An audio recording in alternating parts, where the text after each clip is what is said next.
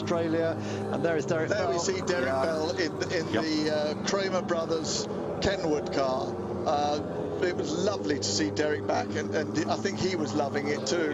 Yeah, Kramer always claimed number 10, didn't they, for in Group C racing, the same as Reinhold Jost always had his number 7, which won so many times at Le Mans, and Courage, of course, always number 13. Yes. It was always great fun to see those Porsches when they came in, the privately owned ones, and the works cars. There's a Blackpool car, and there you can see the sort of damage. That was the car you couldn't see when we were looking at the Donovan car. That's the Donovan car that unfortunately was involved. The Blaupump car that you could just see coming into the picture, that's an interesting car. That's not a Group C car. That's one of the IMSA cars in this race. And it's been brought over from the States by Zak Brown. Now, Zak Brown is one of the foremost sponsorship getters in Formula One. He's a really switched on guy, and he races this car, and he's bought it over. It's a 5 times IMSA winner, and it's an ex-Dyson car, and he's bought it over for this race, and he had an enormous grin on his face when he got out of it. Of course, Bob Wallach and Klaus Ludwig among people who took that car to IMSA wins. Much missed Bob Wallach. Yeah, and, lovely man. Very, very nice. But and Zak Brown, of course, very much a forerunner in GT racing now, running all the Audi teams that have done so well. So here we are then. We are now at, what, 25 minutes into this 45-minute race. We are, well, sorry, more than 20 minutes into the 45-minute race. And as Neville has said, are we going to get a race? They're going to have to repair these barriers. I don't think they're repairing them as we look at them. They're pulling them back into position so that that we may get a couple of laps left in the race. Now, Chris, Neville, just remind people about the dangers of Le Mans. It was Joe Gartner who was killed here in 1986, and at that time the ACO had already started a program of putting a third rail of Armco on the top. Joe Gartner's accident on the Mulsanne straight, of course, prompted that, and the following year it was full 3 rails all around the circuit. It was indeed. I remember coming here sort of in the early 70s when the Mulsanne was absolutely dead straight. There were no chicanes in the middle of it or anything like that, and I don't think it was all barriered at that time, if I can remember rightly. I certainly remember driving down it, and I can't remember barriers down it. No, there were barriers, but the drivers for years were agitating for 3 layers of Armco, and some drivers wanted chicane, some drivers didn't. There were lots of arguments, but eventually the 3 layers of Armco were put up. As you said, Mark, poor Joe Gartner went over the barrier and was unfortunately killed in a Kramer car. Yeah, and that was 86, and that came on top of the previous year's Group C fatalities. Stefan Beloff at Spa, Manfred Winkelhock at Mosport in Canada, and that was really the only positive outcome of that accident. And Joe Bonnier, of course, went off on the Mulsanne, the Swedish driver, chairman of the Grand Prix Drivers Association. But just to put it in perspective, increasing out height of the barriers had an immediate effect. Wyn Percy, John Sheldon, and then last year Mike Rockenfeller all survived accidents that previously would have been unsurvivable. To remind you, Wyn Percy had a tyre go in a Jaguar at what was reckoned to be 240 miles an hour, and it clattered along the barriers at an enormous speed. I mean, it was just like a plane crash. But he got out of it. Good job by the ACO there. Just going to say they've completed the barrier work, and I understand we are going to get a green flag at the end of this lap. They've got a long way to go yet, as you can see, but anyway, thankfully, apart from Joe Gartner, there's only been 1 fatality in the Le Mans 24 hours or the associated days since then. That was Sebastian Enjolras in 1997. Remember, I was at that test day. He crashed down at White House, and that in itself prompted another safety move. He was in a WR Peugeot, which had 1-piece bodies. From that, the body came off, and from that moment on, those rather strange cars were banned from Le Mans. Yes, they were really rather weird and wonderful, weren't they, Mark?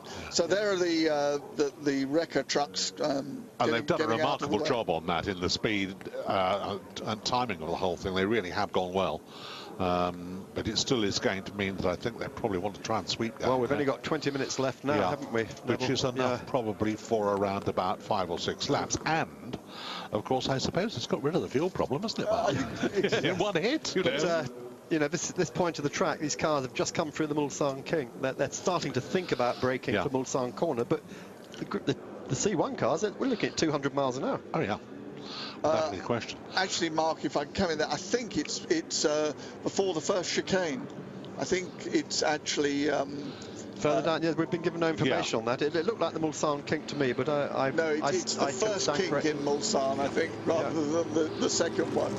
Whether we will see it or not, and I hate to say things like this, but it's a car that, keep an eye out for a car that is predominantly white, and it won't be among the leaders, but you'll see it flash by.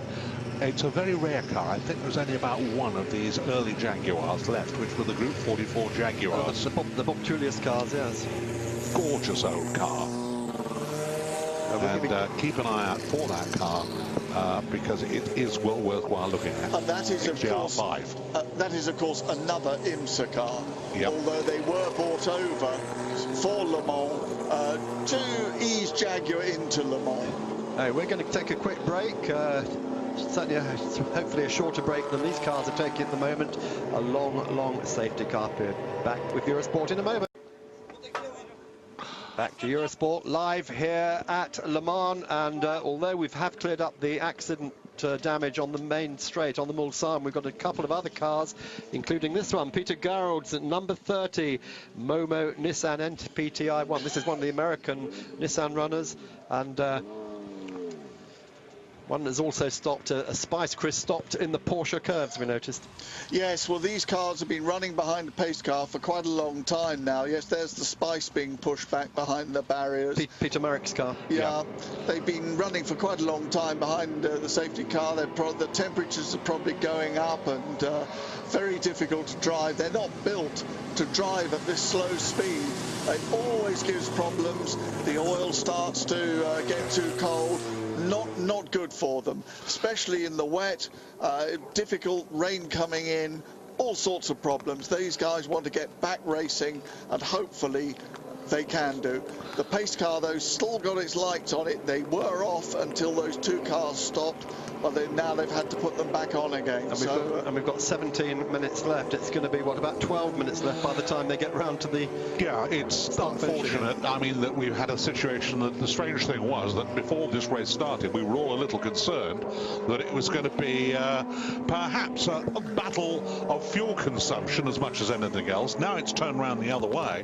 Nobody's got a problem with fuel. What we've got a problem with at the moment is that the circuit is in some places a little drier than others, and then the rest of the time you've got a bit of rain coming down, you've got a huge queue of cars, a huge line of cars, and once that pace car goes in, some drivers have a bit of a problem with the red mist. Yeah, this is the first chicane. Now it was PlayStation chicane. It's now Forza chicane. Forza Motorsport, of course, is Microsoft's Xbox game, which they're heavily promoting. They pinch that chicane from PlayStation. Next chicane down, second one is the Nissan chicane, and there is the Nissan right in the picture. 28 car, one of the group of Nissans that came here in 1996. Cars were bought here in all. Only two of them finished after, as Chris is telling us, Mark Blundell's Banzai qualifying lap, which people still talk about today, and this is what, 22 years ago. Couldn't help but talk about it, could you? I mean, to be absolutely fair, Mark was an absolutely brilliant driver, and when you took his lead off, which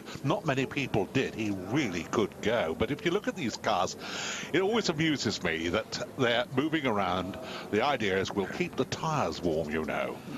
Well, I have to tell you, there was one driver said to me, this is going back some years ago, he said, I noticed you sort of really sweat. Well, he said, it isn't that I'm keeping the tyres warm, I'm actually depressed.